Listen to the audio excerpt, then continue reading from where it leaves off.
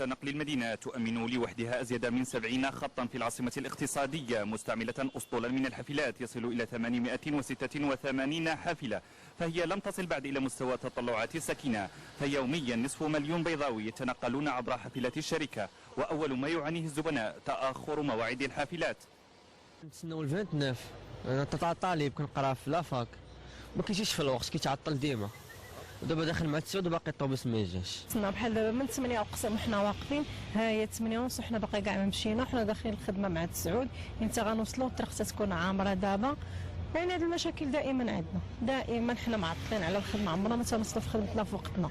حنا من نهار عقلنا الطوبيس كاين، ولكن دابا بعض المرات كاين طوبيس كيوصلك لشي بلايص اللي ما يمكنش شي حاجه اخرى تحطك حداه.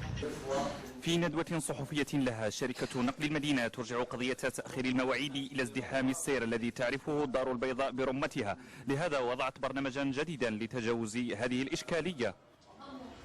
الاجراءات متعدده غادي تكون في هذه السنه، وهي تحديات كترفعها الشركه لاعاده هيكله ديال الشبكه ديال التنقل عبر الحافلات باخذ عين الاعتبار يعني المسار ديال الترامواي، اضافه للنظام التذاكر الالكترونيه الجديد اللي غادي يكون تم التفعيل ديالو خلال شهر يوليوز، وكذلك المشروع ديال التامين ديال السلامه يعني ديال الركاب.